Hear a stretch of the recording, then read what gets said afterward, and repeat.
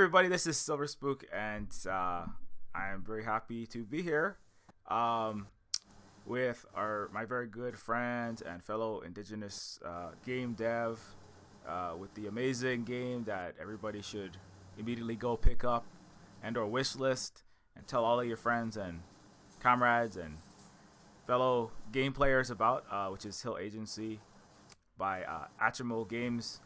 And yeah, I'm really excited to catch up because it's been about a little bit over a month, I think, since the game came out. And yeah, really, I've already played at least some of it, and it's a really amazing game. And yeah, anyways, Megan, go ahead and introduce yourself. Tanzi, Meagan, Apawako Sisan, Hamilton, Ontario, Newton. Hi, everybody. My name's Meagan. I'm Apawako Sisan, and I live in uh, Hamilton, Ontario, which is part of the Between the Lakes Treaty in so-called Canada. Yeah, I really like. I was just like trying to catch up. I didn't have. I was sidetracked this morning, but I was trying to catch up on like what's all happened. But it seems like there's been a pretty good response. Like I know you saw it at least over, you know, well, more than zero is good. I mean, you're not selling necessarily millions yet. Hopefully though, hopefully soon. But you have lots of press. I see you've got lots of articles out there. Oh my god, really? I have. Oh, so we were like, we're not gonna look for them. So if no one tells us, we don't look for them because we're trying to like not get too into a headspace. That's awesome. Yeah. I have like kind of checked up on it, just to see what's being said. So I know I don't know. I'm not really a place to search for them now, but I know there's been at least Yeah. several in like um especially like from people who are like have some overlap in the indigenous Hmm. spaces as well. Um, but yeah, there's been at least several that have come out, and of course, you're at least there's some reviews on the Steam.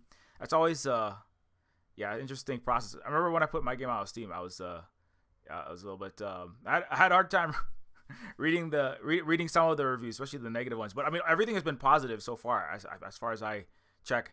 It's kind of weird. You probably like, but I do actually check the game. I check games, especially games that are like similar to my game, like to see how things are going for them because it's kind of like a good way to see how the waters are. Because I will be putting out something that is also a cyber noir ish adventure.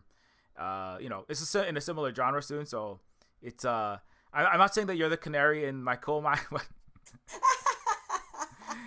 kind of. But also, of course, I want this game to do very well for many reasons. Anyways, how has it been though for the first like the month and a half? Like, I know you guys have been like dealing with bug reports and I don't know how has it been? Yeah. I mean, I think considering how so like it's definitely frustrating. I don't want to like start off with all the positive. Maybe I'll start off with like the negative part and then move into the positive because there's definitely more positive than negative. But it's frustrating knowing that um it's not at the level of polish that we wanted it to be at because we just weren't resourced to do it. So it wasn't a matter of not wanting or not caring. It was just we did not have the resources to do it the way we wanted to do it. I would say polish it the way we want. I think the game is what we wanted, and the play experience is, I would say, pretty much what we were going for. So I am very, very proud of the team and I guess myself for getting through that. But putting out your first game like the way we did, that's a lot. Like it's like kind of I don't even know how to describe it. It's like it's a miracle it got done. It's amazing that it launched with as few bugs. Like there was way less. Like we did get lots of bug reports, but it was nothing like what I was like worried we were gonna get. Um, so like, and everyone's been like really awesome about giving feedback, and they've been like really good, like clear, articulate, trying to like give as many steps as possible.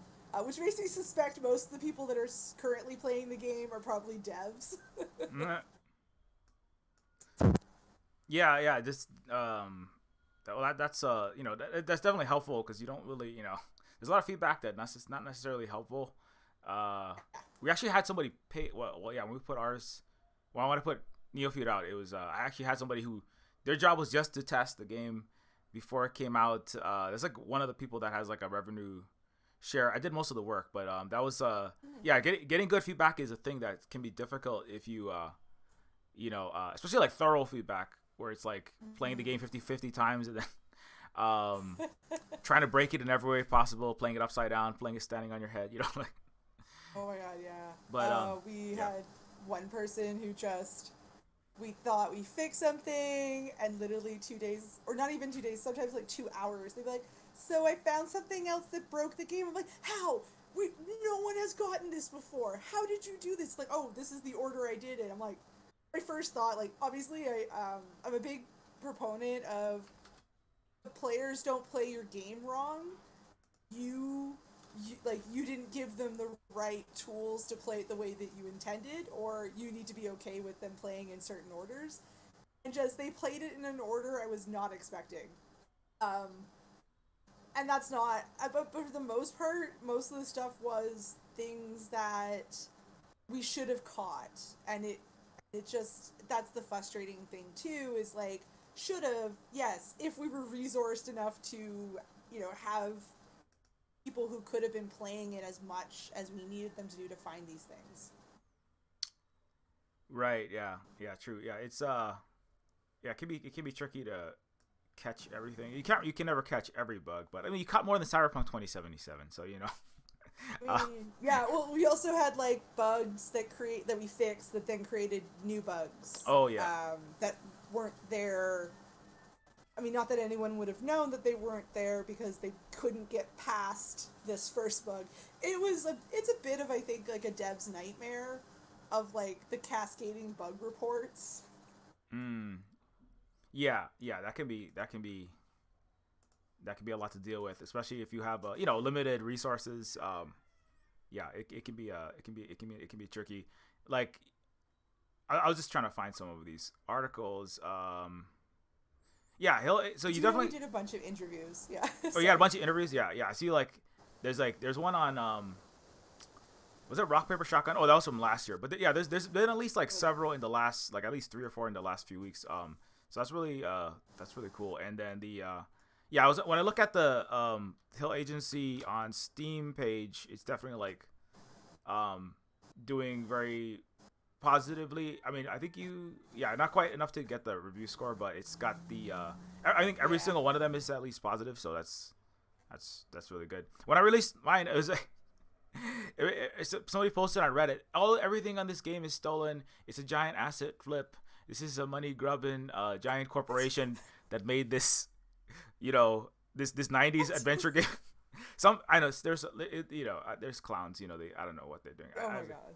And then that kind of put me off of Reddit for a while. I was like, I don't know if I'm gonna post Yeah. anything else here for a bit. Certainly not in these cyberpunk and gaming subreddits. But anyways, it's kind of like yeah. So it's tricky that how to like interact. It's like once you release the game, what I find is like it's like the first third of the game is making completing the entire game, and then the next most of the work is marketing it for the rest of your life. Not like it's kind of like Right? Yeah. for me anyway, because like I'm mostly solo, but it's definitely like the more word of mouth you get, so the better because unless you're like a big company. So I do think like having all those you have a lot. It seems like you have a lot of core fans. Obviously, I'm one of them.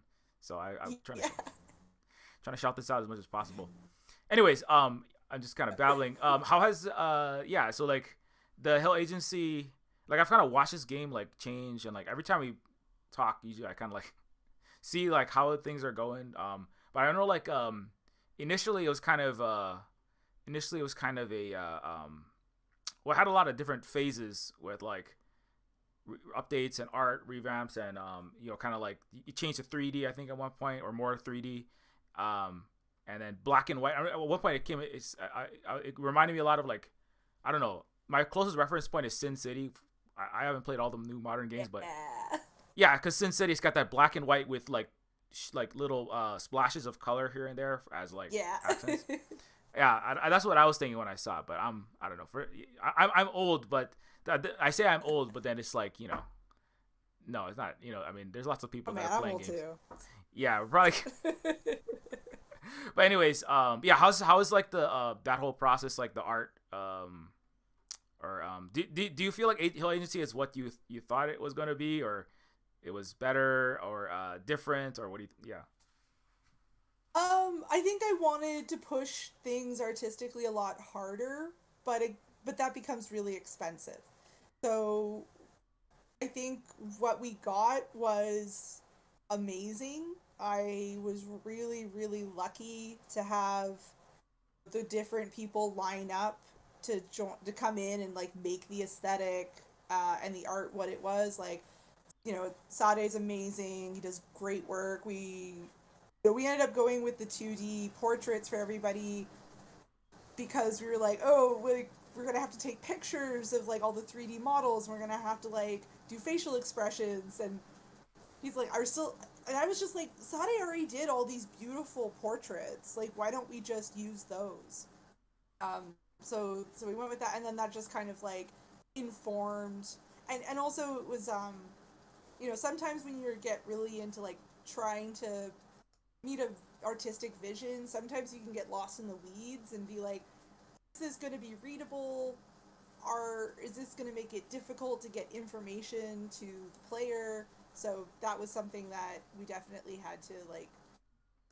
I think having that box did make us go in a direction that was much more accessible to people. Like the 2D images are really easy to see, and it's easy to like get information off of them. In terms of like the world, yeah, again, it's just like it turned out so beautiful. I'm so happy about it. But yeah, I'm one of those designers who's like, all right, on to the next thing. I want to like push this, but harder. So I would say for this game, yes, like this art is what I wanted. Um, but I'm like one of those people who's like, I accomplish something, and then I'm like, okay, how can I make it go more? Yeah, no, yeah, definitely. Like it's definitely been pushed like from the first images. It kind of said like it was kind of a miracle that it got completed, and like it was kind of like, yeah, I know it's like it can be difficult completing anything. I mean, that's what. So finishing a game is like, that's like one of the hardest parts. Is like starting. A lot of people start games. I think it's probably like 90% of games start and they don't get finished. And like I have definitely not quite finished my own share, but so yeah, finishing a game and getting it out is like so.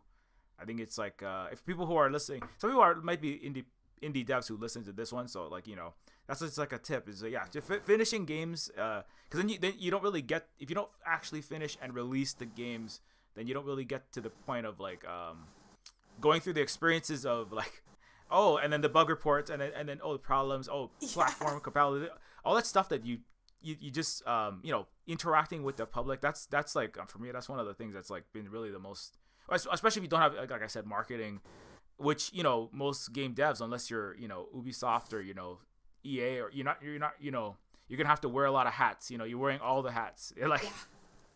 so yeah, it's So good to many finish, hats. There's too many hats. right? Yeah, and Oh so yeah, it's super important. I'll keep going. Yeah. Oh, but I was gonna say like I think there's also like a lot of people who, so there's like people who start games and then never finish them, and then I feel like there's people who have finished a game and will not stop working on it.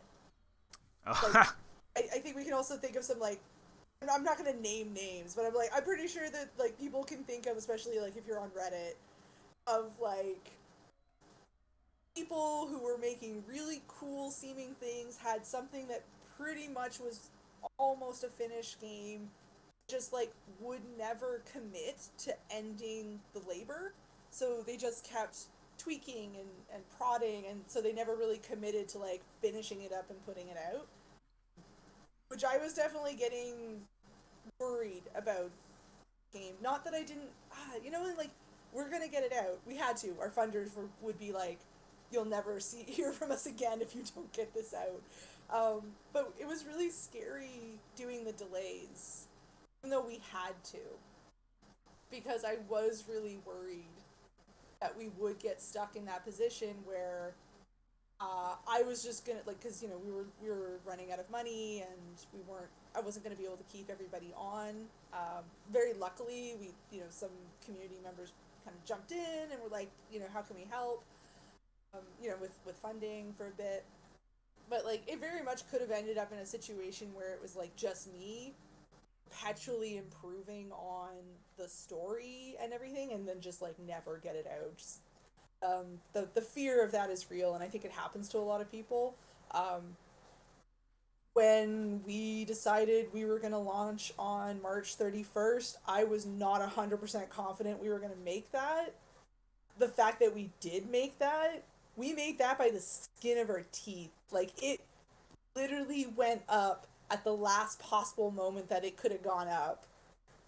Well, probably not. We had like 24 hours, but for me, that's by the skin of my teeth. Like, because that gave us 24 hours to make sure there was nothing drastically immediately wrong with the project once it was on Steam and itch.io. It made sure we had buffer time, because like itch.io, when you first put a project up, it has like I think it's like a 12-hour hold or something like that, or a 24-hour hold.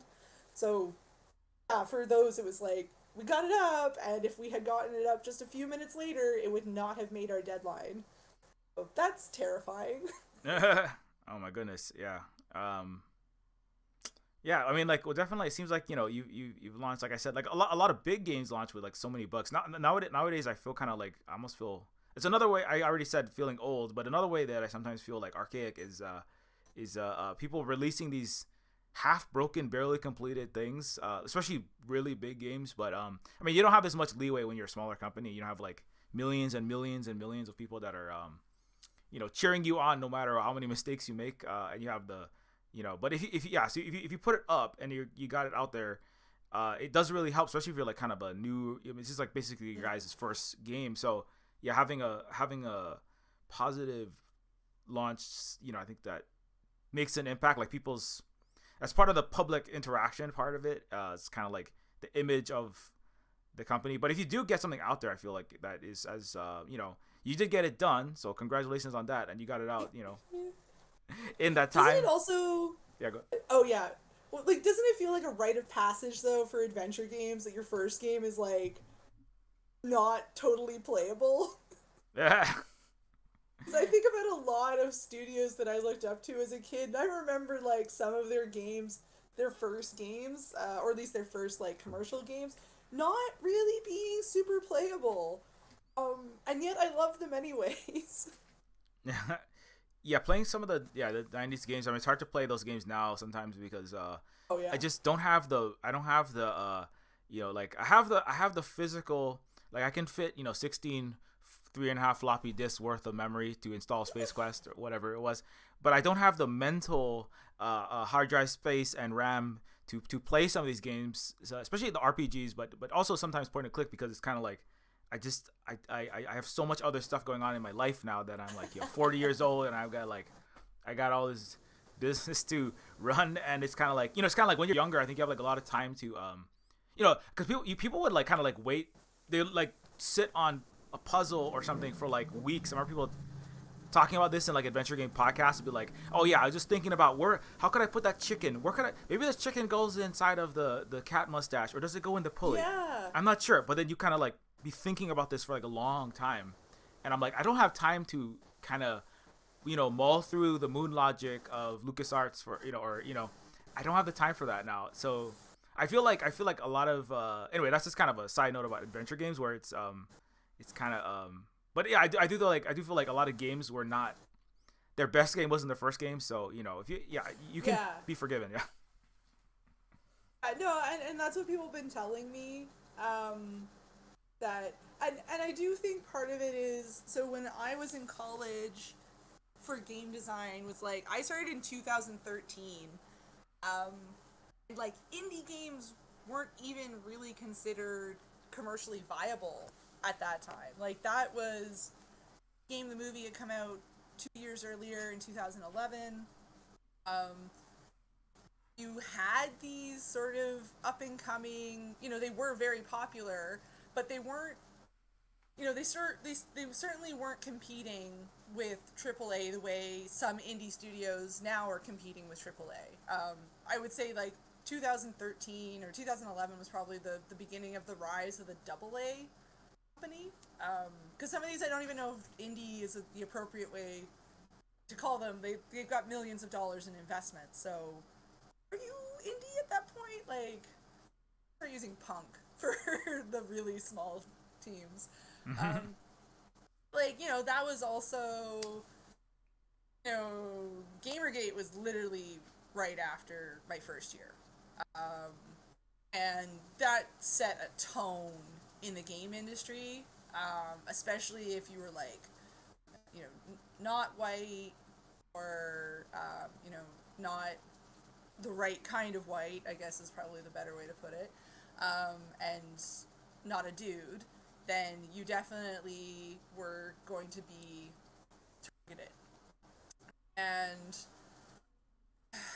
yeah, that really, like, being in school and seeing that that's how people are engaging with what to me was looking like people just having fun doing their own thing. Like, literally for years, all I've been hearing from the sort of like, mainstream, I don't even want to call them gamers, but just like this are like mainstream, like, make your own. If you don't like it, if you're not happy with all these white protagonists, all these white grumpy old dad protagonists, Yeah. make your own. And like, okay, do it. And then it was literally like, okay, but you're not allowed to get popular. You're like, oh, come on. Like, I can't control that. That's ridiculous. Why are you getting mad that other people like me? Like, I don't understand. So I think it did taint a lot of the way that I was going to feel about putting out my first game. I think it also got in the way of me being comfortable putting out some of my earlier stuff, because I have made more games. They're just not really available online. Um, I always struggled to feel comfortable in digital spaces, like digital communities, which also stemmed from like, I was on the internet when GeoCities was starting to become a thing, and for these web rings and these communities, and got bullied a lot because there was a lot of people who were coming from pretty broken homes, and they were kind of just like trauma on everybody, and a lot of like, I never dealt with any of some of the worst things that some of my other friends dealt with, but it was definitely spaces I was uncomfortable being in. So it was hard for me to kind of want to share stuff in a space. Like, I tried DeviantArt for a while, that wasn't working. I tried Newsground for a while, that was not working. I had a lot of fear around sharing my stuff. So I have things that, I don't know, you'd probably love them. Like, I did this RPG Maker game called My Dad is a Dragon, which was like a take on the idea of sort of like the young male protagonist waking up and finding out that they're super special, awesome, because they've got this like super amazing power. It was like, it was a girl, and that was literally where I was starting, because know there wasn't stuff like that. And now it's like, oh well, it's cliched and stuff, and the cliche of the strong female protagonist. But I'm like, when I was making these things, that didn't really exist in games, the cliche. um, I'm sure also it would have I don't know. I was literally just trying to make a game that little me really wanted to play, and I don't know how. I did play it with a couple of people and they liked it. I might have put it out if I understood at the time how to like publish an RPG Maker game. Oh yeah, I guess there's yeah, it's more common now. Yeah, that's true. Yeah, it definitely sounds like something that I would have appreciated. And yeah, you're right about the strong female protagonist being kind of more around. Yeah, that's if you can get yeah if you can yeah, I don't know, we can give you a time machine and make your game come out at the right place at the right time. Like, Right? Yeah, I mean, I think also what I liked about when I did this one was, um, one of the things that I always felt deeply uncomfortable about in a lot of the games was like, these are children or teenage protagonists, and they are expected to behave and have the maturity of adults. And that always really upset me, probably because it reflected my home life where I was like expected to be very mature and always calm and like be the, because I'm a big sister, and I hated that. I was like, I'm a kid. They're kids. I think that's why I appreciated Sailor Moon so much. Was like, everybody's like, oh, she whines. I was like, yeah. Or even Shinji, where people were like, just get in the machine. I'm like, I fully feel like Shinji is valid for not wanting to get into that machine and possibly die. Like, like I sometimes feel like with a lot of stuff, especially in video games, I felt like we were giving over too much to suspension of disbelief. We were getting to a point where we were way too okay with children putting themselves in mortal danger. I think that's why I appreciated later when things like Madoka Magica came out, that was really critiquing this attitude in audiences that were like, why are you okay with this? Do you think this is messed up? And they're like, yes, actually, that is very messed up. You are right.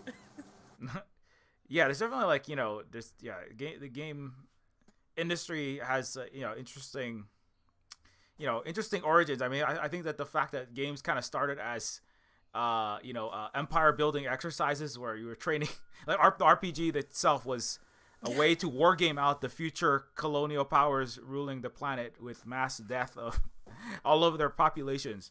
So it's like when you roll a dice, the first dice were rolled to see how many of the allies or axis would be dead in X and Y and Z, Department of Defense war games. So, like, especially Western games, and then by extension, like Dungeons and Dragons, which is kind of like credited as one of like the original proto video games. Actually, no, the guy who made Tetris, he credits Hank. Both Hank Rogers, the guy who, they basically made a movie about him. He's actually from Hawaii as well, or he lives in Hawaii. And then also, one of my favorite fans, Warren Spector, they all credit the Dungeons and Dragons guys as like one of the original inspirations for video games. Sorry, this is now a games history podcast. I'm sorry, but I mean, you should just do it. Like, do weird game history, like the stuff that people don't cover. yeah, like but I was just kind of like harkening back. I'll try to tie this back to your point faster than sooner, which is that the actual the games industry like as a whole, I think, especially like the video games industry that kind of came out of, like I said, kind of the role playing and the tabletop and a lot of that, it centers around unfortunately a lot of the times combat and war. And not always, I just watched the Dungeons and Dragons movie, which is really funny and good, and it actually is, Oh, I gotta see that. Yeah, you do got to see that. I think you will enjoy it a lot, for reasons we were talking about, and also because the straight white cis dude is just kind of a clown the whole time, played by Chris Pine, so that's fun. Chris Pine, great clown. Yeah, so it's kind of inverting a lot of those tropes that you've kind of brought up, and so like I think that So anyway, so. This is but I think that having like games like Hill Agency also is it while it has a I think it's a female protagonist, or it's it's not it's the gender of the protagonist. Like if you wanna, she doesn't. It is, she goes by she, but it is one of those things where we were trying to be respectful of, that there are kind of Indigenous women who do not practice femininity. I think that was something that we were trying to, because that's something that I've always grown up with. Women who did not fit gender binary correctly, quote unquote, but because they had children, were permitted to do whatever they wanted. And I always thought that was really messed up. I remember, a lot of my Girl Guide leaders and Scout leaders talking to them about how they just really didn't like it young, how they had to like dress so feminine, and they're very happy now. And that was just sort of me being like look how far we've come. Hill in the future, like nobody questions anything about her beyond the fact that she stays inside all the time. You go outside, touch grass.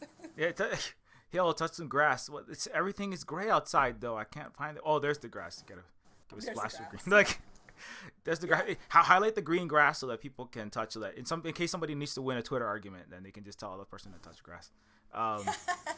Like, but yeah, no, it's like it's definitely I mean, just I feel like I spiraled out into 5 different threads. Let me see if I can wrap them up one more time. But I think that, like, you know, the way that the game, like, I mean, Hell Agency is a game that kind of is definitely trying to, it's moving things forward in a way. Like I kind of said, like, the gaming industry had a kind of a negative start, but I think, like, even with point and click adventure games, because I actually didn't play that many of them when I was younger. I mostly played like a lot of Nintendo, and then a lot of first person shooters. To be honest, I mean, it's like basically I played a lot of Half-Life and then Call of Duty. Not Call of Duty. It was Counter-Strike at the time, and Yeah. you know, all that stuff from the 90s and the 90s. A lot of StarCraft, which is like, you know, I call it the colonialism simulator, and then there's the first-person colonialism simulator, where you go to the Middle East and fight the people that the United States needs to recruit you to fight. Those are a lot of the military simulators, and so like I always expected, like, you know, I grew up with Mortal Kombat, and you know, I mean, you know, I still play that sometimes, and I'll play, you know, those 90s games and the 90s games, but they're like definitely catering to a adolescent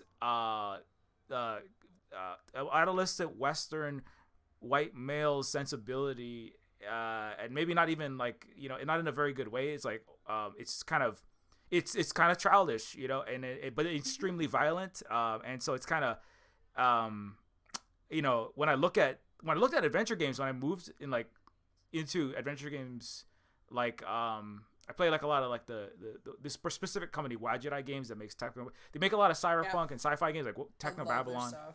Yeah, like, yeah, it's very like, it's like prestige TV in an adventure game that is like, It is. you know. Oh yeah. Yeah, exactly. So I was like, oh, this is kind of actually, now that I'm older and not as childish and immaturely adolescent in my head, even though I'm 20 something, because I, you know, it's this thing. I can say that being socialized as a you know, I'm a native Hawaiian, but being socialized as a American male, it's like it's very not good. So that's part of why I said I had some problems with the gaming community around the Gamergate time as well. And so it's kind of like, so like, I mean, anyway, so seeing the games kind of like starting to grow up is positive, I think, in the sense of like having, you know, let's be a little more realistic about so much violence to children. Do we really need, like, you know, I remember there was a 2010 like Game Awards or an E3. It was a really big game conference, and Warren Spector, he created Deus Ex, one of my favorite games. He said, like, I went to this. He's like, I mean, he commented like, why the game conference said these are the mature games. Games have arrived. Games are as serious as novels and film. And then he's like, but why is every single trailer a dude somebody getting their head smashed off in like very high resolution? Yeah. But every single trailer was just like, look, we can smash heads and you can see bits of bone fly. Why does that make it adult? And it was like, games are a industry in which those things are called mature, that which is most adolescent. And I was like, that is it, you know. And that was my feeling at the time. Yeah. I was like, anyways, I'm off on my soapbox. So no, it's totally fine. Like so like for our game, it's rated M. Yeah. But it wouldn't have been that hard for us to kind of like go and actually get a proper rating and probably argue it down to like a PG-13. Mm-hmm. But I have a problem with that because I do think that the content in our game is not appropriate for people under 18. Though there's not sex, even though there's not nudity, even though there's not any gratuitous violence. I was like, that's not what makes something not appropriate always. That's not always what makes, or that's not like the be-all, end-all of what makes something inappropriate for a child to read something. There is some like pretty heavy stuff in here, and some pretty messed up stuff happens. And you know, being a child growing up in kind of what I would call the like free range internet, where literally you could just stumble onto anything, there was some very beautiful art out there that I should never have consumed as a 14-year-old. Sure, there wasn't sex and there wasn't violence, but there was some very upsetting content that I had no one to talk to about with. That I had to sit with, and I think some of it was pretty traumatizing. Um, and that's not necessarily like the fault of the artist, but I do think there's a responsibility for the artist to be like, this is the age group that this is for. Um, but there's also like this thing that I don't think we've really figured out is, and I think it also has to do with like a long history caused a lot by colonialism of unhealthy communities where there are not adults that you can rely on to, talk to you about, what is appropriate to consume and what is not. There, or even if you were to consume something that maybe was like a bit out of depth and was making you feel bad or was making you like worry about stuff that you probably didn't have to worry about, wouldn't necessarily have an adult you could go talk to about that you felt safe talking to that. So you have to sit with that, and that's definitely not healthy. So I was just like, we're gonna use the mature rating, and it's not like I can really stop people who are younger than 18 from playing this. I am trying to do at least my due diligence to be like, this has disturbing, upsetting content for some people.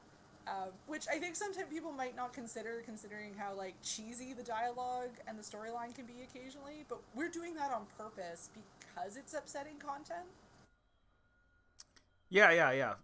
It's definitely like something that I have talked about before and do, and I totally get it. Where it's like, it's some of the most upsetting things. It's not necessarily like, like especially when you're dealing with how you have indigenous people without the fact that the fact that it's like if you have to say there's indigenous people, which are Hill Agency is centers indigenous perspectives as a post-colonial game, but it's kind of like you can't really have indigenous people without like because places that like if you go to a place like parts of Europe or parts of Asia that haven't been genocided, you don't really have. And the people are just all the indigenous people. They don't say that word because it's the people that are from there. There's visitors, right? But so it's hard to really make an indigenous game without and it's not like there's gonna be smashing and blood and guts and gore and things that are again kind of considered the mature things like we're talking about. But it's like these are like really serious topics of cultural erasure and all the stuff that comes with that. And so yeah, that's like a good point that like those might not be highlighted in the ESRB or whatever the game industry ratings. It might not say, oh, that's not mature. It's cartoons and but it's actually like those topics. Yeah, they're pretty serious topics. And also what's up, Red Resi? So we one of our indigenous relatives who is also in the chat is a PhD indigenous educator. So thanks for dropping in. But yeah, I think you did a really good job. I mean, I played the demo all the way through. I haven't got through, everything of the, all of Hill Agency quite yet. I wish I had more time, but I will eventually. I will do it. I promise. But like, it definitely like when I was playing it, it's very relatable. And I know I think you've seen me play. I streamed it when I did play the demo. So. Yes, yeah. So it's very definitely relatable, and I'm from Hawaii, so it's definitely something that all indigenous people from all around the world can relate to, and they don't have to be indigenous to play it. It's accessible. It has words that are like thrown in there that are like not English words, but it's done in a way that you can definitely get it from context clues, and I thought all the writing was really strong. All the characters are very believable and three-dimensional, so. Yeah, so good job on that. And it's like definitely feels like it's a lived in cyber noir future world. It kind of reminds me of good. Yeah, it reminds me of what was that one I was just thinking about? I wasn't watching it, but I was thinking about Fifth Element a lot. It's like Fifth Element is a movie that's kind of it's a kind of weird French sci-fi, but it has like a lot of little things like the cigarette that's like this part inspired Neofeud. The cigarette that's like mostly filter and no tobacco, just like little stuff like that, and like you have the little the freezer that's also your bed, that's also your closet, that's also your it's like and like the people that live in the world have like frustrations and I guess, because sometimes sci-fi can be like, it's either super dystopia, it's just everything is bad, and there are just people on hooks, and like it's basically hell. You're in Hellraiser's torture dungeon, except there's neon in it, and it's like it's just like, uh, like this. It's like it's like I don't know. It can be. It has its own kind of immaturity where it's kind of like, it's usually a cis white dudes writing this stuff. It's like the worst thing in the world is when everyone is just sad, and it's directed by Christopher Nolan. I'm sorry, I'm gonna throw the shade. I'm sorry. You just this dude makes dialogue that's intentionally inaudible. So screw that guy. Anyways, I'll stop sidetracking this. But the aesthetic, I do think that you do the reduced saturation palette better than Christopher Nolan. I'm gonna give Hill Agency that. I'm gonna give you that one. Thank you. But anyways, yeah, the thing we worked probably the hardest on. Anyways, I'm just kind of like moving. But I think that like this in terms of like the characters and the story, like you just to kind of come back to the auntie and the main character's relationship and how that kind of like relates to your being the big elder sister, right? You said, and I thought that was really interesting. Like that's a dynamic I haven't seen in. I mean, I haven't played all the games, but I definitely like that. That was an interesting dynamic to move the plot forward. Is kind of like having to kind of chaperone all of these children, and it kind of being it being frustrating. But it's kind of like obviously you love your relatives, but you're like, but also the relatives are making all this noise and they're running around getting into trouble. Yeah.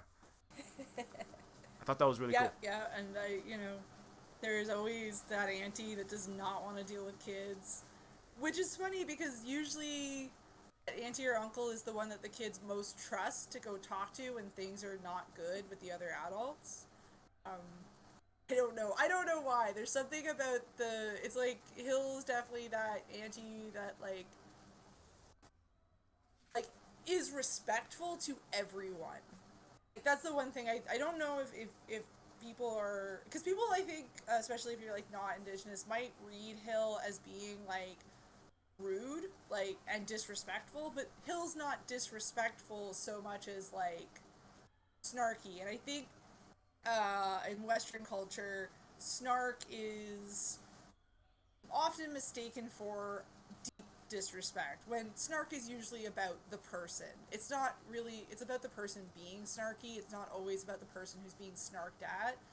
And Hill is somebody who has suffered trauma, and this is how she deals with it, is by being aloof. And it's not about respect, it's about putting distance between people. And so Hill is actually, like, in her interactions with the kids, with maybe some notable exceptions of people that she knows a little bit too much about, she is respectful, and I think she treats the kids like she doesn't patronize them. She's like very like yeah, just like tell me what you know, and then like leave me alone, kid. Which it's there is some more dialogue in the like once you play the actual game. There's a lot more. We fleshed out the story for the tutorial a lot more in the actual game. So the demo is definitely like a tiny taste on all fronts, but yeah, there's more dialogue options, especially like if you start using the portraits to ask the kids questions about different adults. There's stories that you can find out about people sometimes, which like because kids always hear everything. Yeah, true. Yeah, it's definitely got that. Yeah, the vibe is like everybody knows everything that's happening, because that's just it's like a, like I know this is like in it like it's even in Hawaii, even with like a lot of the colonial overlays, it's still kind of like it feels like everybody kind of knows what's happening, and the word spreads, and it's more of a community feeling. I've commented on it before, where it's kind of like it's a noir city, but the kind of like that's another trope that's kind of being flipped, which is that the big city is where nobody knows anyone, and everyone is an atomized individual consumer with their own personal, either Ryan Gosling doll partner, or what's the other girl from Blade Runner 2049. Everyone has their oh yeah joy. They have their joy. that's their one person they relate to. They have their boss, and everyone is disconnected from each other. Nobody knows anything. You're just it could be it's a mass of strangers, right? Just mindlessly living out their lives, Mr. Anderson. Just anyway, too many sci-fi references, but yeah, it definitely like it takes that like it is noir because as you said previously, it's a post-war trauma of kind of like mass violence. Speaking of RPGs and war gaming, kind of like the trauma from that and people coming back to their countries and trying to deal with that, and but it's kind of like yeah, it's definitely like somebody's dealing with that, but like probably I would say in a more healthy way because you have like community there. I remember there's recently a post. I mean, speaking of that stuff, which is like I forget where it was, but it's kind of like you can't really ever have healing no matter how much therapy you go to in a colonial capitalist culture because you don't have the community to heal within. After you finish your sessions, it can actually make things worse because you go through the sessions where you investigate things a lot, but then you kind of you have it you've kind of just like open up the wounds, but you can't really get the white blood cells. You can't really put yourself back together. So going to therapy could actually exacerbate. I mean, not to say that you shouldn't go to therapy, but it's kind of like going to the here's your token get well pill.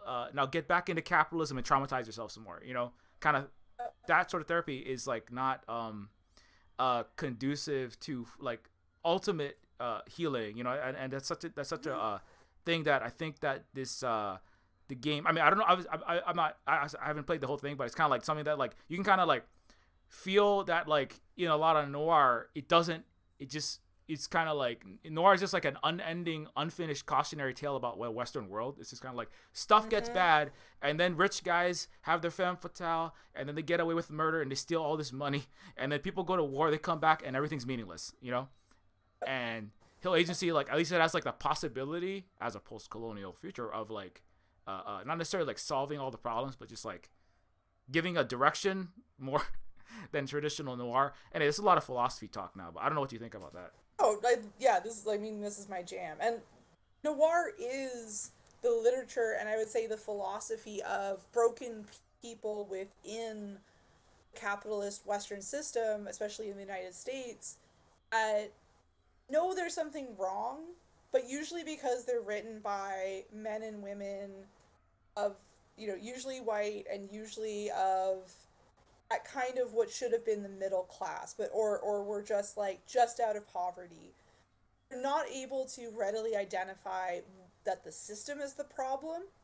They're able to talk about how messed up everything is. Like every noir story is usually about a broken man or woman, and about a life that doesn't care if they live or die unless they're useful.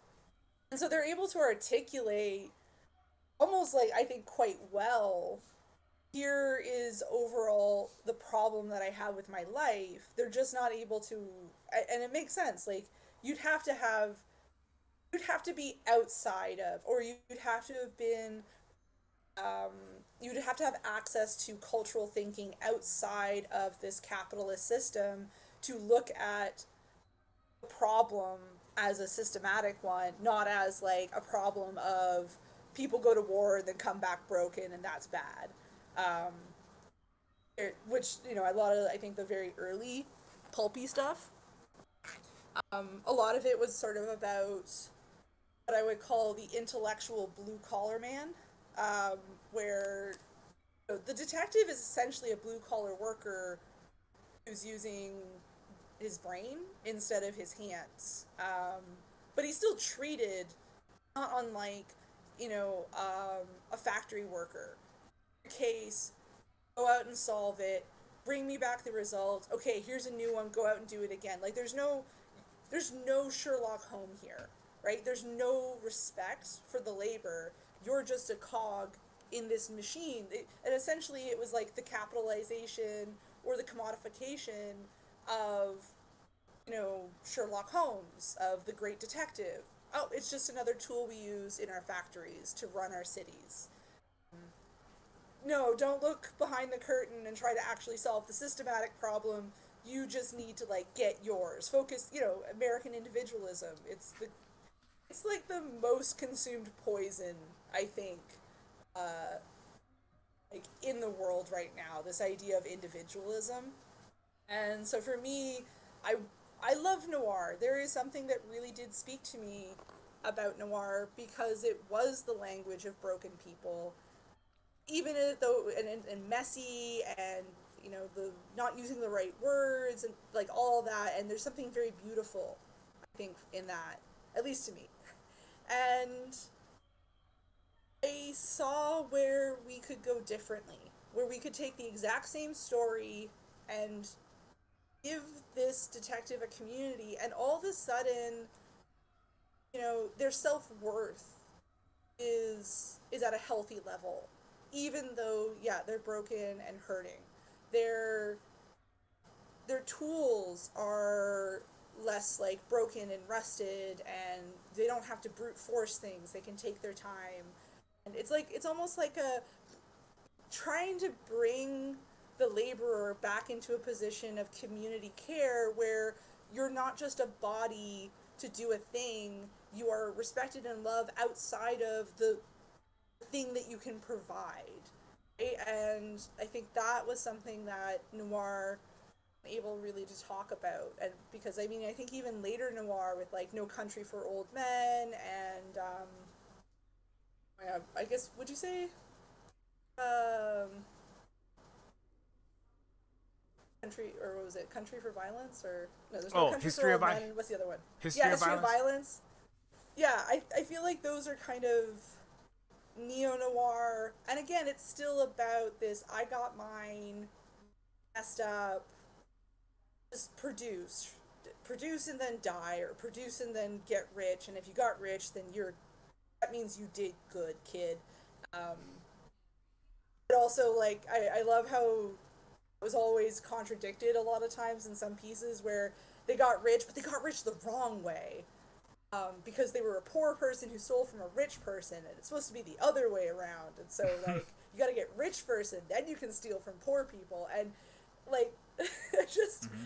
I was just like, can we live in a world that's done with that nonsense and still have the same? So yeah, I just literally stole a noir plot, and it took away all the things about noir that I thought were unhealthy. Um, and I was like, how would this go? And I think that's basically Hill Agency. Oh, I see. Yeah, that makes total sense. Yeah, you said like you don't steal from the rich. This remind speaking of noir, which is adjacent to cyberpunk, which is most of my forte, is like there's that line from Neuromancer. It's like Case's biggest mistake was he was a thief who stole from bigger Yes. thieves, and then Yes. they burned his talent out by hallucinating 18 hours in a Memphis hotel with a Russian wartime mycotoxin. I have that entire book memorized. Yes.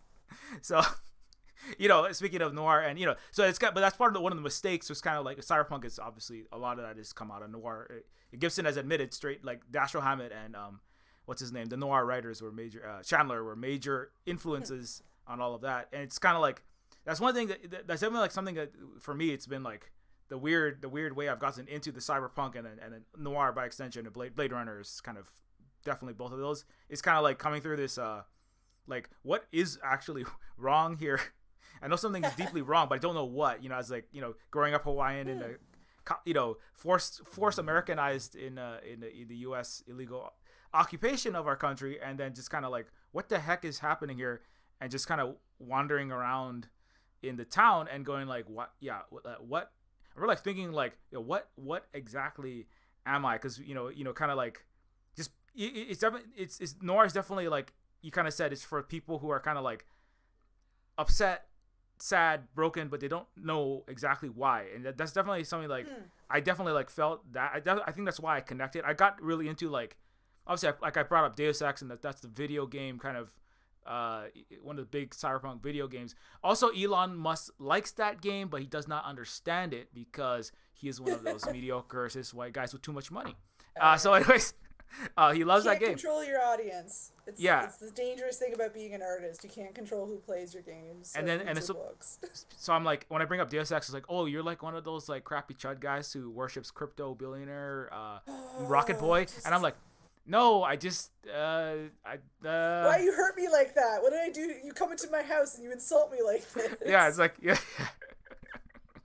Oh man, yeah, it's yeah, so it's kind of like, I think that like I connected to it, like definitely I came through that, then to the cyberpunk, and then to like a lot of the, obviously I watched Blade Runner and then noir, but it's kind of like definitely like it did like help, it did like noir sort of stuff did kind of help to at least be like some other people have had similar experiences, obviously like being, Humphrey Bogart's character in the 40s films coming back from World War II is not the same as being a Hawaiian under, it's a war occupation. It is literally a gas station for the Death Star that they're currently still dropping the jet fuel in. By the way, Jesus. I spent Yeah. at least, but it's kind of like now at least I can like direct the energy like through going through kind of this phase of like being kind of lost and then figuring out, oh, this is kind of what is happening, which is you know, you, I am an indigenous person from a culture that was overlaid with this century and 30 years of all the wrong stuff like we've been talking about, just like all the like, let's not have like a handful of people hurt everyone else to steal from them for themselves, right? And it's kind of like there was a way before that, but now things have gotten wrong, and part of getting things right is undoing obviously the capitalist structures, but and also the colonial like, I mean, it's coming back to the theme of like the indigenous perspective in Hill Agency's noir. Also undoing the Western, not that European perspectives are bad, but it's kind of like the cultural exceptionalism, right? The Western exceptionalism, right? Which is still parcel of a United States that and by extension the West that cannot accept that a new multipolar, a plurinational planet is coming. It's coming faster than they want with de-dollarization, et cetera. And the historically colonized planet in Asia, Africa, Latin America, and the Pacific is coming online. And I think that I think that that is really hard for people who are used to having it their way. But I think that more games like Hill Agency that are like I think it's almost like Hill Agency and games from indigenous perspectives in a colonial capitalist reality, from a non-capitalist indigenous perspective, are it's almost more, I don't want to say it's for the benefit of white people, but it's kind of like if you are more prepared for the end of capitalist patriarchal supremacy, it's going to be less violent in the inevitable shift to a post-colonial world. If that makes any sense, it's kind of like, hey buddy, Yeah. hey Yeah. America, hey Canada, get ready, because this is Well, I mean, yeah. like when you think about though, like idea of what I would say probably like kings, and I would say that's still what we're living under is this idea of kings, and I mean that gender neutrally. Um, like the first city was formed 7,000 years ago, and the first empire I think was like 6,000 years ago. That's nothing. Humans have been around for 200,000 years. So, in the long run, we're kind of we it I think this is probably me looking at it from like a more of a like long, if you look at for like the length of trees kind of thing.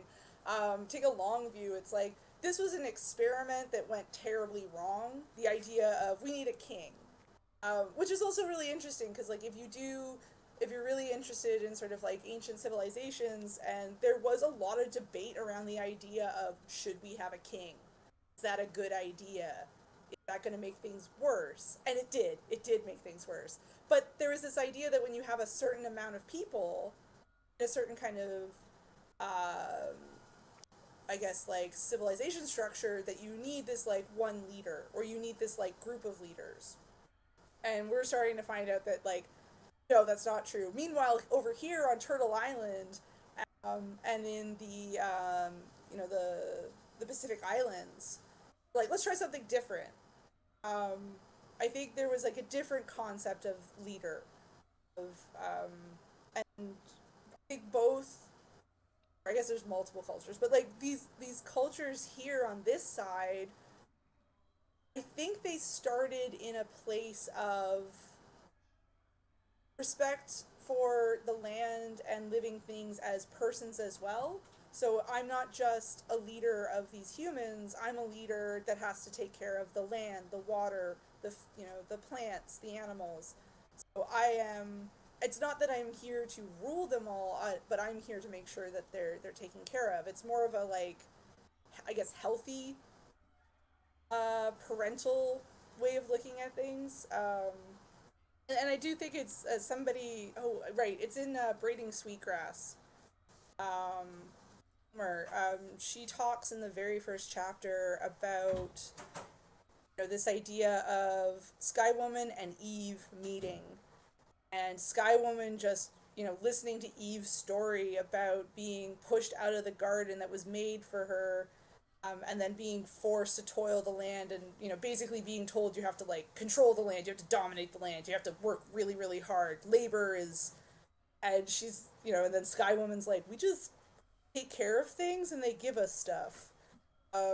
You got screwed, and you can see that in the cultural thinking when you know the West came over here.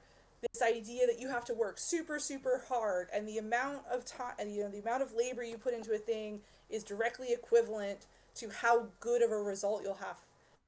Most indigenous cultures from the islands and Turtle Island was, what's the most efficient, labor detensive? I don't know what the opposite of intensive is, but like the least amount of labor that we have to put into a thing to get sort of like the maximum results, and play around with that. And what did we get? We got Eden. We got the Europeans' ideas of Eden. So that I think is the big cultural brain shift that needs to happen, is that you don't have to work very hard to have good things. That was a lie. You were lied to. And maybe it wasn't a lie in certain places on the planet where you did have to work that hard, but then you went to somewhere else and you didn't listen to the land there to see like how it prefers to be treated. It's like almost like you left an abusive relationship with one piece of land, and then you started dating a healthy piece of land, and then you just took all the bad stuff from your previous relationship into that new relationship.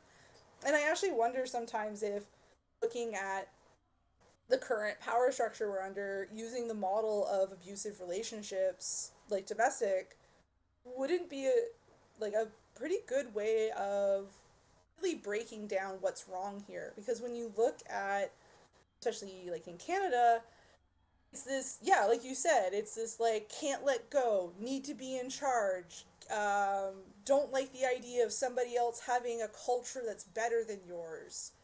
And when you think about it, you're like, why? Why is it more important to you to be right and do what is right, or what's best? Like, and I think people call it boomer energy, but like it's colonial energy. That's what it is. This idea that I have to be right, and if I'm not right, then it's like they don't even want to answer the question of like, what happens if I'm not right? I don't know. You just do something different, and then people aren't mad at you anymore because you're not clinging to this need to be right over everything else. Yeah, It's that's very childish. It's very childish. yeah, kind of like some of the gaming industry. Or I call it that maybe that Oh, right, yeah. maybe it's the colonial. That's what it is. It's the digital interactive manifestation of the colonial mentality. That was the game industry for 20 years or 30 years. Still. Very childish, very very immature. No, I do like I've been thinking a lot about that. Kind of, it kind of coming back to you're talking about like the detectives and like how they're like people who are they're basically working class people that are you do your thing, get your part of this system, right? They're a lot of times, especially bringing the police into this, right? And what's happening all over the United States, etc., as we speak, and Canada.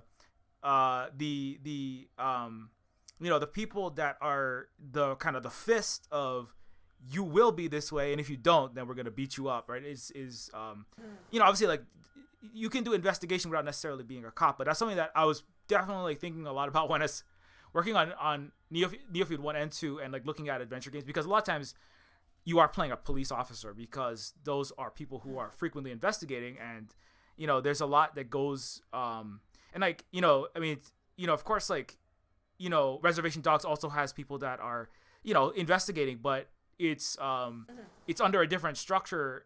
It's not a colonial structure that they are investigating for, or doing the enforcement for. And so, like, with Neofeud, I definitely, like, the main character could not be I didn't want him to specifically.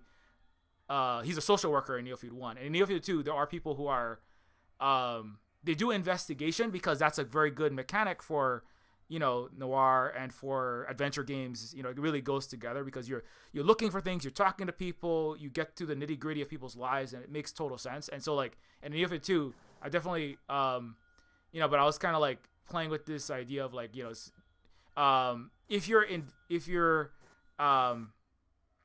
trying to investigate to help the society, like, if you're because a lot of the police in the United States, basically what they do is they enforce white supremacy, capitalism, and, round up people to do slave labor for the prisons. That's basically most of their job a lot of the time, because that's what the colonial capitalist government that's plutocratic and corrupt pays them to do, right? It's to round up everyone at Cop City, round up all the union strikers. Everyone want to strike at Starbucks? Well, the police are going to beat you up, right?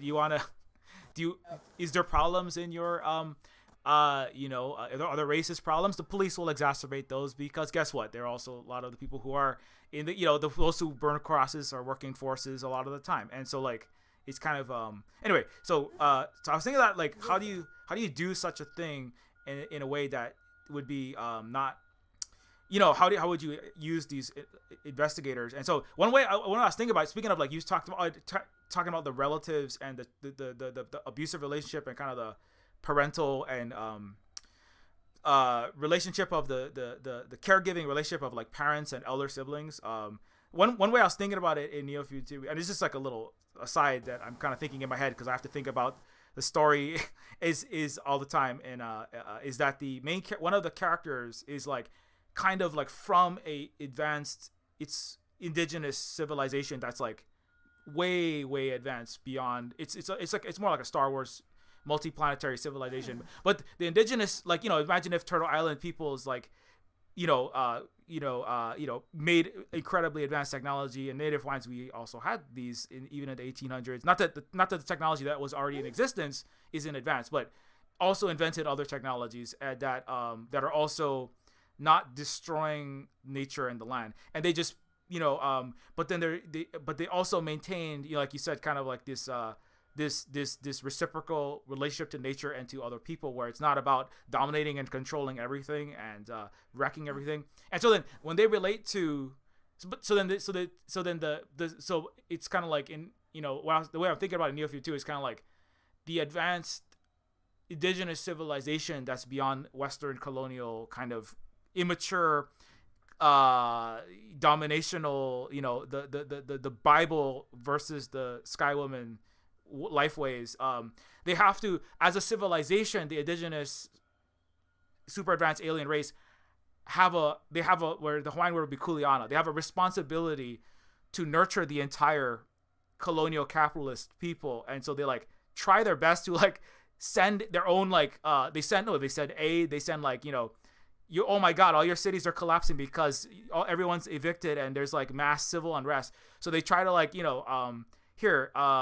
here's some free food, here's some medicine. It's kind of like, sending aid into, like, it'd be like a very advanced country on this earth that's sending aid into the United States as it's falling apart. And then also, like, by the way, have you thought about you having universal health care? Have you thought about, not organizing your entire society around a handful of, the 20 richest white dudes? And also, like, why do you insist that there has to be homeless people? Why do you insist that, like, why are there all of these people on all of these substances? Why are you constantly at war? You're like, we don't even want to fight you, but you keep sending your your star destroyers and your TIE fighters over here, and we just vaporize them because we can. We just throw them into the sun because this is a world where it's like if the United States it can't. It's really I mean it's, a lot of it's kind of like the present where the United States it can't war its way out of, and the West by extension and NATO they can't like shoot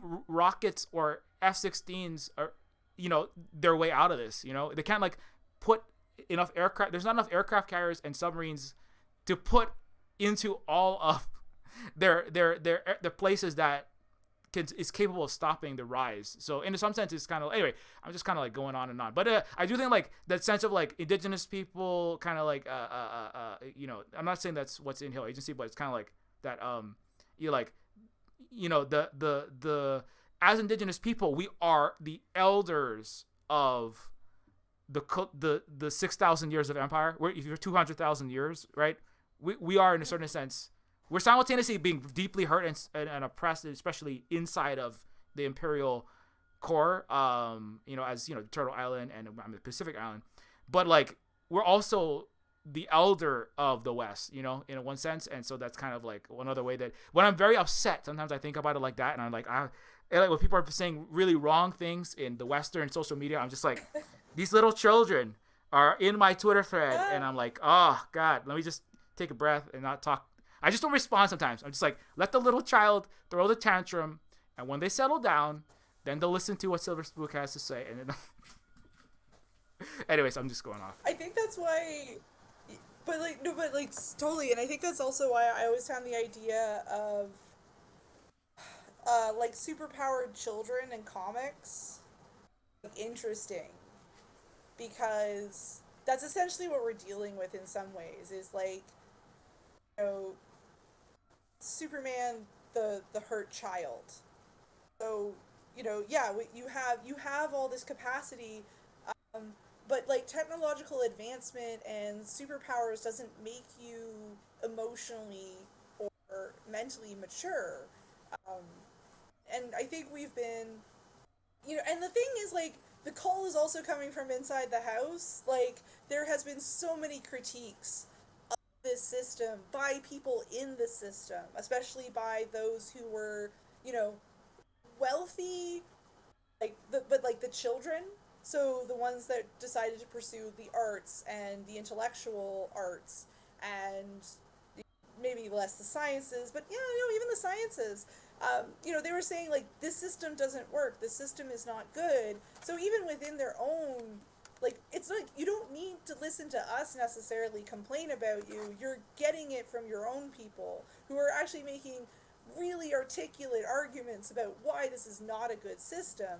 But again, it's that maybe childish isn't even the right word, but it's like that trauma response to lack of emotionally balanced adults in your life, lack of stable resources, lack of community. And when you look at the rise of the suburb, that was mostly made for people coming back from war, and what did other cities do? Like in Europe and in French Canada, they made apartment complexes in the city that were surrounded by resources. So like you could get your market, there's doctors, all this stuff. So people were like coming back from war and staying and being kind of like kept in community, even though they wanted to be apart, because that's what happens when you've been so grievously hurt by taking a life or seeing a life taken in front of you. That stuff has impact, even if you think you don't have. Like, oh, I'm fine, I'm tough, I can handle it. Like, no, that has hurt you. Because humans are we are from the ground up designed to work with one another, and hurting someone else hurts you. Literally, the line of "if you go for revenge, dig two graves" is very, very, and now we know biologically accurate. Your body will start turning on you for hurting another person. Um, your reaction usually in these, especially if you didn't have a very healthy childhood with adults that you could feel attached to, is to isolate. And in a lot of European countries, they were like, that's like we see that they're going to do that, so we're going to put them in a place where they can feel alone, but they will be here. And so if they need people, we will be here for them. Whereas America and a lot of Canada was like, let's put them out in the middle of nowhere with absolutely zero resources and no multi-generational homes. What could possibly go wrong? And we saw a skyrocket in spousal and child abuse. It's a unspoken epidemic in North America, and I would say in a lot of places, but mainly North America, especially in the U.S. And that is because of this knee-jerk response to things. People who were hurt were making decisions for other people who were hurt, who then went on to just continue to hurt themselves and others because they weren't being surrounded by community, because there was already well embedded in American culture this idea that you have to be a rugged individualist and that's literally the only way to do it. And I don't get it. It goes against the science. And for a culture that is so obsessed with saying they're super scientific, um, they do not like science. They're very much feelings over what the science says. Did you know that the man, I can't remember his name, Gabor Mate talks about him a lot. Uh, he he worked at Harvard, and this is in the 1800s. He basically wrote that there is no such thing as a brain body divide. There's no such thing as the mind body divide. And this is a well celebrated doctor and scientist, and he got told, like, okay, like, that's cool. Maybe we don't talk about that too much.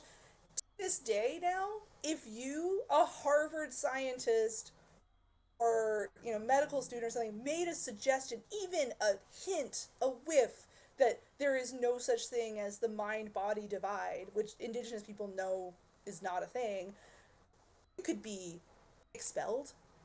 You could have your research scrapped. You could lose your funding.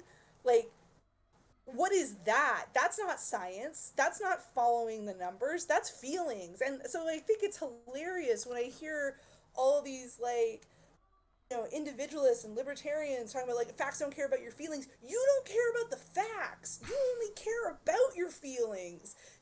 I literally could have everybody who knows everything about this particular topic present the most well articulated argument with all the data sheets for you to pursue at your own leisure, and it wouldn't matter because it goes against what you think how you think the world works. What is that? Like, that's not science. And so when I hear, from Indigenous people talking about how they engage with things, I was like, that's, to me, that is science. That is observational science, which I really do believe all science is observational. I don't think there's actually any other kind of science. Uh, so that's just how we see the world, and that's why we didn't have to go through capitalism to get to socialism the way a lot of communists were arguing for, because we just sat and listened and observed how the systems of much older ancestors of the trees and the mushrooms and the water and the land, how did they function? We just listened to them.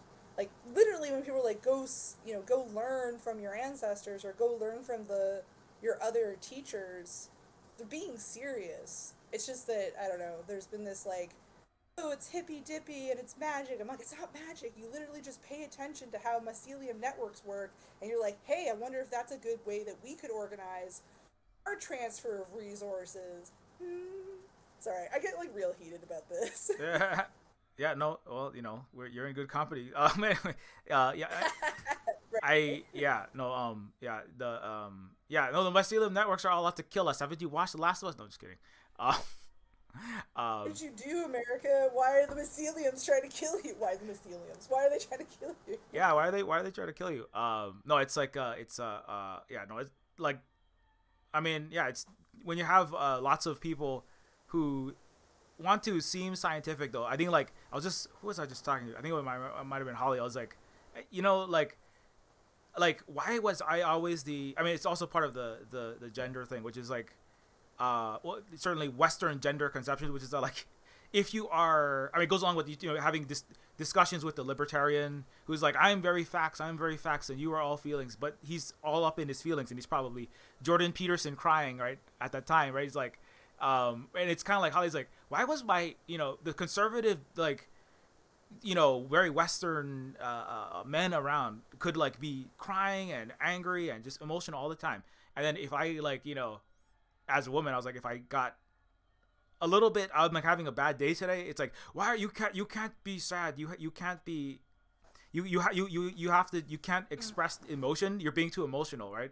But it's kind of this like which is obviously unfair, but it's just kind of like which is, it goes along with the colonial mentality, which is like, I'm all about the facts while literally being all about the feelings, which are getting in the way of actually seeing the reality, like you just said about the if you listen to the actual plants and the elder relatives, and then like simultaneously projecting like, oh, onto the other, which is, that's just a number, that's one of the main weapons, is to always project the crimes you've done onto everyone that you're harming. And so projecting the emotionality. Oh, well, Robin Wall Kimmerer is some hippy dippy all in the feelings, all just some indigenous unscientific person, and like by extension kind of like obviously like women also not getting jobs in science, tech, engineering, and math is like, well, they're too emotional, they can't possibly do science, even though actually like they do a lot of the computers wouldn't exist without. Yeah, so it's kind of like and I don't know, I think part of, and obviously like part of the thing where for myself, like it's been always like, I've never really felt like, obviously like I've been thinking a lot about gender stuff recently, especially because I've been more publicly a non-binary person, and I was just like, it's hard to even separate like the roles in society that people play. Like even like you're kind of with Hill's character, kind of bring it back to Hill Agency. Like Hill's character doesn't really have a gender that really exists, I would say, in a lot of Western colonial culture. That is not a possibility, like, and so like myself, I'm like Mahu is a native Hawaiian word that basically means like, it's not the same as non-binary, but it's very similar. It's not, it's a third gender, right? And so that's, I've come to accept that is what I am. And so it's like, but there is not a possibility. It was a bad word when I was growing up. It's part of colonialism, right? Where it's you would say someone, oh, you're Mahu. It meant like an F slur. It was a colonial manufactured indigenous queer self-hatred, right? So that was like a really messed up thing that my parents generation, they definitely had a lot of that stuff. So, but at this point, it's kind of like but the queer indigenous people have always been the number one at the forefront for, certainly in Hawaii, the resistance against the colonial structures for many, many reasons. And so it's kind of like the ability to I don't know, just now being able to see that like, oh, it's another layer of, this is why I did not fit into a lot of these boxes that I was made to be put in. And I was like, my dad was like, you got to play football. You got to play football because that's going to make you a man. That's going to make you a normal, good boy, American boy. And I'm like, and then you're going to be an American man after that, because he's an American Christian man. Never mind the fact that he's mostly Native Hawaiian and Asian, right? But it's like, and his mom was Japanese. What's that? Yeah. Oh, no, go on. No, yeah, his mom was, speaking of war trauma, and my dad has relatives on the Japanese side, the Asian side, that were put in concentration camps. In the United States internment camps. So they're like, even so, from one side is like the colonization part of it was the anti-Asian American.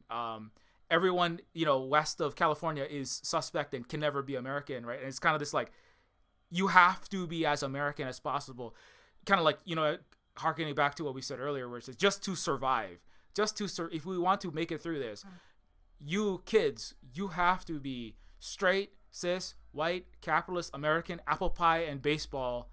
And Chris, like me, you also have to be that. Doesn't matter what you feel like being. Doesn't matter like who you are, right? Inside, and it's kind of like anyway. So like I'm like kind of off the original libertarian topic, but I do think like it's going like, why do I not feel comfortable in all of these like really nasty game spaces that's really like we talked about, kind of really toxic especially in the naughties and in the teens for a lot of it.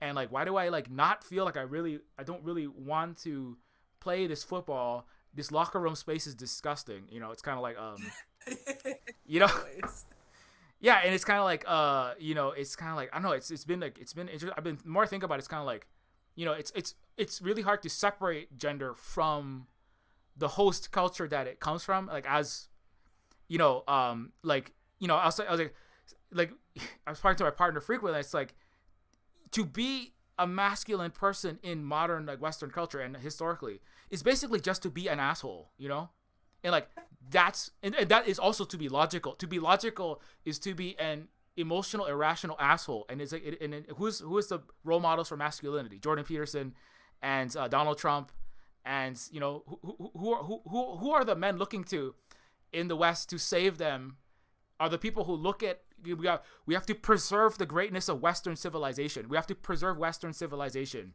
right, against collapse, and that means right. And it's kind of like, but in a certain sense, it's like I mean, it's hard to know what to do with that because in the one sense, it's kind of like people need to, like we said, like we would love for you to come out and start like healing with us, but it's like no, I absolutely will not heal. In fact, I will take this gun out and point it at you, right? And I will do the opposite. And it's kind of like, anyway, I'm just kind of like spiraling in my own head right now, but I'll stop talking. No, no, that's totally. No, that's totally understandable. It is frustrating. I also always find it really funny when you sometimes ask guys like, who's your example of like a masculine, like, perfect guy? Like, okay, if every dude could be like this person, I really name an actor. And I just like I need to like people to stop for a second and really internalize what they just said there, because actors are the most like notoriously sexually fluid, performance fluid. They just like people, especially men or like masculine looking men who want to be actors, usually and have to be very in touch with their feelings. And because otherwise, how are they going to do a good performance? Like, I'm not saying like they're all perfect, but I do find that a lot of times the ones who end up going conservative went conservative later in life when they like made their money, but earlier in life were a lot more free in their expression of gender. Even in everyone's most hated cowboy. Oh man, I feel like John Wayne was like, if you look back at how he expressed gender as a younger man, it's not the straight laced, manly man of his father. It was very free and it was very sexual. And like I think it was not Chris Hemsworth. Oh man, who was the guy who played Bane? But like, what is his name? Yeah, like Tom Hardy. Yeah, Tom Hardy. Like Tom Hardy, who is held up as this example of masculinity, has no time for that nonsense and has been very vocal about having no time for that nonsense. And is like, I don't know him as a person, but the way he talks, it makes it pretty like when he's talking as himself, not as an actor, it's very clear to me that like he's in touch with his emotions. He doesn't feel the need to perform masculinity for other people. That definitely sucked a dick. So like, it's really funny to me that what we've consumed as gender are performers performing things written for them about how the rest of society should behave. It's all artifice. It's all manufactured. It's hard for people to see this. I think is more an indication of the educational system that has like grossly devalued the arts, has like grossly devalued critical thinking. And in some ways, I'm kind of glad YouTube exists and Twitch exists, because you have this giant rise. Yeah, sure, you have this giant rise in the right, but you also now have this giant rise in critical analysis. And sure, maybe it starts with favorite video game. But next thing you know, you're listening to a critique of gender expression in "But I'm a Cheerleader" and all this kind of stuff. And so like I do feel like we've seen this quicker and quicker turnover of how we're identifying ourselves as part of this system and who we are in this system, and rejecting those things and realizing just how fake a lot of it is, and how at the end of the day a lot of the stuff that we think of as quote unquote proper gender expression was created for us, crafted for us by a handful of usually men in a room who don't have to deal with the outcomes of that. And usually they made that because somebody else with more money paid them to do that. Yeah. Also, just on that, on how the gender is largely constructed by certainly in places like the U.S. and its predecessors. It's like a handful of people, like I love to bring up the fact that like makeup, the wigs, the stockings, the heels. These are made by and for men, kings, in Europe. It's to show off Henry the Eighth's legs, and Louis wanted to have his beautiful hair, and it's like it's so like that gender construction of that is what is masculine, or the color pink being a boy's color, a little boy's color, and then it flipped, and then it was suddenly a little girl's color. I actually think that like the rise of communism and the red. There's actually, if you look it up, there's actually like I haven't been able to find how I were looking it up. There's not actually a reason why exactly in the 20th century, pink went from the boy's color and blue the girl's color to suddenly blue being the boy's color and pink being the girl's color. But I suspect that it has something to do with the red being the adult, right, male kingly color, and then the boys was the pink in prior to the 20th century, and then the rise of communism and the red menace, right, the red scare and the red army versus white army, and then so it kind of like I think in part it was the red came to symbolize something that was an enemy, it was an enemy of the colonial capitalist world to a lot of certainly 20th century Western countries, and so but it's not, again, that's like, it's not like, oh, and inherently when you wear pink that you boys have to wear blue and the girls have to wear, no, that's all constructed, and so is even like what types of clothing and shoes, and like obviously like in the 70s, right, with like there was kind of a certain amount of liberation to be had with people were playing with gender, although a lot of, but now they're trying to ban it, as you kind of said, like we're a lot of things are going backwards, in certainly in the colonial circles where you're trying to ban drag altogether. I'm like, how are you gonna speaking of, how are you gonna even have any actors, all of your best, yeah, like you said, like it doesn't matter how much people don't realize it, but a lot of your people who are entertaining and doing art generally, and certainly acting as well and performing are are not straight people, and they do drag night, and it's, I think that they do drag shows, they like them, and was it, I think like Lizzo is like currently, I think just today did like a show in Tennessee, had a drag show on stage in the face of the Tennessee law, because their police are going and checking up on all of these events. Yeah, so it's kind of like, so I think that like there's a real, I mean, it's one of the major fronts certainly in the Western world, is in the fight, not necessarily over gender, but it's like the struggle to accept, kind of what we're talking about, and an infantile, childish, infantile, childish inability to accept that we were just talking about when it comes to gender. No, John Wayne absolutely was. He was just a strong white guy with a gun, and he cleaned up North America so that we could have suburbs. That's what happened. Yeah, I mean, I think he's a good example of when someone forgets they're playing a role.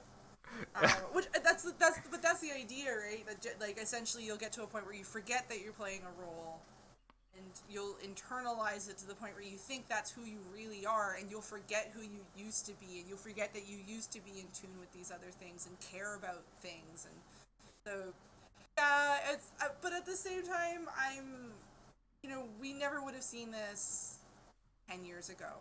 This like overwhelming support, and I think that's also why these governments are starting to try and crack down, because I think they're seeing like this is a threat. This is a threat to their power structure, and it's not really any different than And when the colonial forces saw Indigenous people as a threat to their system because it is contradictory to their system.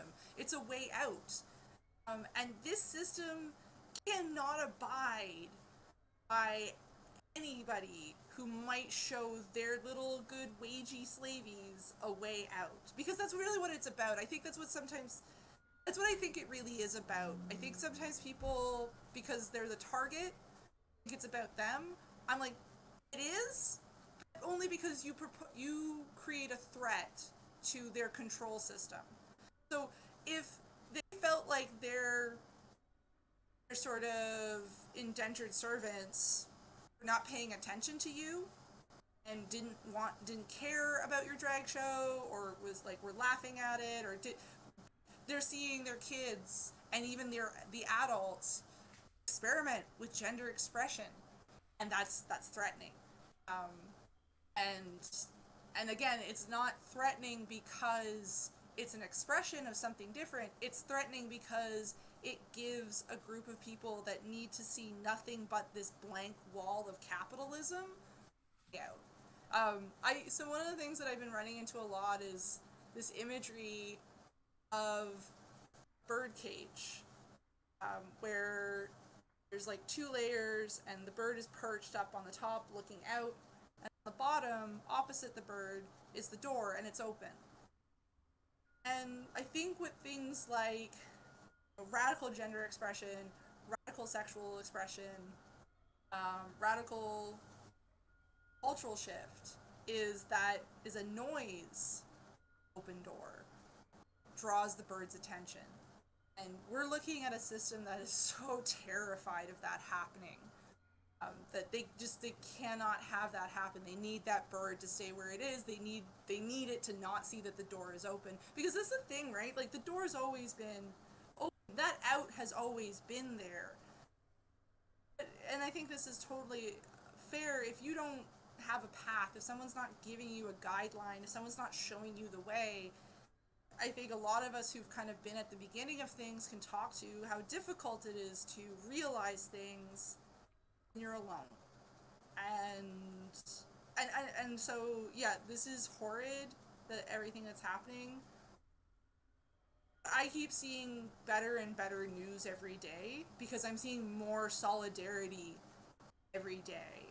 And this rise in the respect for the union again, um, this rise in the recognition that alternative genders absolutely should exist, and this rise in, hey, we need to relook at how we structure community. Oh, hey, what are those native people over there doing? That sounds cool. Maybe we should try that. Like, this is it's end days. It is end days. With this is late stage capitalism, and I think that's more real than people really recognize. So we've been using this quote I hear over and over again. It's easier to, what is it? It's easier to imagine the end of it all than the end of capitalism. I don't think that's true anymore. I think that's actually why there's this fight right now, because we are on a mass scale starting to imagine what life is like without capitalism, without colonialism. And you are going to have that violent pushback against that imagining, because again, it goes back to this very like childish, I have to be right, I'm not allowed to be wrong, if I'm wrong then what? And what? Like, if you're wrong, if your way of running this country is wrong, then what? That doesn't make you a bad person for not knowing the way. What makes you a bad person is refusal to shift. And I think what we're seeing now is a younger and younger generation that does not accept that response anymore, that does not accept the I have to be right. No, you don't have to be right. I guess it's like a, like, no more old man, like, we're taking you down. And I'm very impressed. So many of the younger people that I talk to these days, where they readily understand the language of solidarity. I never got to experience that at their age, and I think that's beautiful. It's not perfect, But when in the history of humans have we ever been perfect? Yeah, no, yeah, definitely. I think that it's kind of like how you said, kind of like there's a little noise that's like just pulling the bird to the way out. I think like it's I think part of like I was saying like we're probably in the same generation and like I you know it's so I don't understand like everything that the well, I know some because we have 11-year-old here, You and we have have children. we do, yeah. So I can see, actually I can see the generation past, their alpha or whatever comes out for alpha, beta, Right. generation alpha, beta, gamma. I'm not sure what the Greek letters use. they we use indigenous letters. We'll borrow some. I Yeah, right. we never had written language. The generation like the petroglyph that comes after Z. Anyways, but no, but kids are, yeah, they're definitely like, actually just, I mean, this is another little personal one, but it's like my parents are, like I said, they're kind of like they're boomers, and so I have to kind of resign myself to like, well, they're gonna be the way that it's gonna be really hard to convince my dad that colonialism happened and like, hey, stop being Yeah. American citizen capitalist. But it's kind of like, that is also kind of part of it is like I have to accept that the future is my kids and other kids like getting like we said, like accepting the better life ways and not having to be right all the time, etc. And like sometimes you might call it imperial ways, which is my way or the highway sort of thinking is they it's more important that they continue because they're different. And just one example was like I was really worried because I'm 40. I'm Zennial. I'm like right at the edge of millennial and Gen X, right? So my whole life I grew up like the 90s. I call like the 90s were like the apotheosis of capitalist and Western supremacy because it was the Soviet Union had fallen. Only America, and it was going to be America, neocon run primacy forever, and the world was our grand chessboard, and we won. That's it, game over, right? And so like, and that time was really, it was pretty nasty. I mean, historically, it was kind of like really extra. Like obviously, historically there were worse times in history to be alive, but like it was very. There were R slur was everywhere, the F slur was everywhere. Like I said, I was the kind of media and the games that were out there were like we've kind of talked about them. They're really not good in a lot of ways and cater to this kind of mentality of just like I get whatever I want and I kill everything that doesn't follow that, and you must to all be part of our empire, and we will have planetary hegemony. And then like on an individual level as an American, I mean it's even different. I was talking to Holly was like, as a Canadian, all the Canadians wanted to be Americans. They're like, oh yeah, I'm from LA, I'm actually from Canada, I'm actually stopping in your quaint little town, and what is this even? What is this? British Columbia? I don't know. I don't care. I'm from LA or New York. I'm better than you. And I was like, as an American, I mean, socialized as an American, I get that because all I knew about Canada was this is a place where little funny little maple syrup and moose come from or something. I don't care. American's better than that, and I'm like a native wine. So, but I'm socialized as a stormtrooper for the Empire, socially, culturally. So anyway, but it's kind of like that whole mentality, even like and the anti I watched the Ace Ventura where the whole joke is that there are trans people exist, and that's funny, and like like I said, Mahu being a non cis person or a gay person was a joke. It was bad. And like so my kids who are like they're like 11, they're like 8, I was really worried because I had to like I basically was like I was coming out to them. I was like, daddy is not always necessarily daddy, because daddy is something else. And I was like, how am I remember I stressed about it all night thinking about this, and I was like, how am I gonna how will they react to this? Because I'm thinking about it, how would my parents react, right? Because I don't care about what they think about this. But they're homophobic Catholic, transphobic Catholic Christian Americans who have because they've been genocided basically, right? They're not and so I don't really want to convince them that they should accept me. Their entire livelihood depends on they have to pay fealty to the Catholic Church. They live on Catholic Church property. They work for the Catholic Church, and I don't. But my kids, anyway. But long story short, like, but it was like I just like, hey kids, like, so this is why, daddy does these things when he puts on these clothes and these, nails, and he does these things, that he's not, and it was like really hard for me because I was raised in a culture that would be bad, and I was afraid that they might like make fun of me or something, which is, and then, but they're actually, it was like, and Holly told me like, don't worry about it, my partner, and it was like, but it was like, of course we, it's totally fine, they just understood, and it's like, of course we know that, you're a non-binary person. We've like watched the She-Ra show. We have all this other media. We haven't been raised with this. They don't live in that world.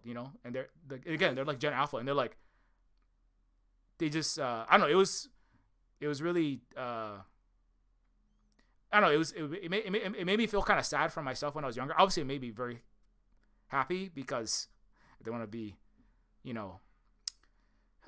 I was really worried that they might like be rejected, but it just kind of like, it was definitely a very hopeful time, and I was sad for my younger self that like couldn't experience that in high school or in grade school and had to play football and be. But at the same time, it's kind of like what we're talking about. Anyways, I'm just kind of having a moment here, but yeah, I just thought that that's a very positive thing for people who are doing out, which is that like the kids are actually all right, I think, and yes. Yeah, no, I think the kids are all right. I think even the ones who aren't really ready to let go because maybe they just kind of were raised in a space where they are still benefiting, they're going to hear about this stuff in a positive way that we never were able to hear about this. Like, you weren't even really allowed to say the word communism when I was a child. That it kind of sounded like an insult. And now I feel like if somebody uses communism as an insult, it's for a totally different and more legit reason, rather than like, oh, you want to be a socialist. Like, I don't hear people talk like that anymore. And I think it's the same thing with like gender expression, and I mean, there's still time. I think also one of the things that I'm coming to terms with is recognizing that, even though I do not have a healthy relationship with my parents, I had a way more healthier relationship with my parents than they had with their parents. And a lot of those boomers, and I think they forget that they did all this work. They're the generation said no more hitting kids. And I don't know why they don't remember this. And I don't know why. And they're also the generation that said every child deserves to feel like they participated, so that they should, be praised for that. Winning's not the only thing. That's their generation. They are the ones who came up with that. I don't know why this like participation trophy became an insult. That was it was your idea. But like, physical discipline, corporal discipline existed in schools for my parents, unless you were wealthy. And it was the wealthier areas that got free of corporal punishment earlier, but that was still that generation that said no more of this, no more hitting kids, no more hitting kids in school. Of course, led to like whole new terrifying punishments because we didn't really go any further than just don't do thing A. We didn't really talk about what should we replace it with that's healthier, which I think we're having that conversation now. So in a lot of ways, we are able to do the things we can do ourselves because of those acts by our parents. I think what most of us get frustrated with those of us with like kind of boomer and Gen X parents is like, there's still that mantra of like, I did my best. And it's not that we're not saying we know, but what it's really hard, I think, for them to hear, because there's shame attached to it, is your best was not good enough. And there's shame attached to that. And of course there's defensiveness then attached to not having to be exposed to that shame. So I think that's where I guess their activism started and stopped, was with just, I guess, making spaces a little bit safer. a little bit. And then we kind of took that and ran with it because we're like, tiny taste of freedom, the man. Which you like, I think also that has a lot to do with the fact that we looked around and realized we've been sold a bad bill of goods. So yeah, maybe we would be in an entirely different situation. Maybe you and I would never have like actually hung out if capitalism worked the way liberals want it to work. If if the 80s hadn't been the end of the good days and it just kept going, yeah, maybe we would have been looking at a much more restrictive and conservative society. But hey, that's the thing about capitalism. It doesn't work. And so this was going to happen anyways.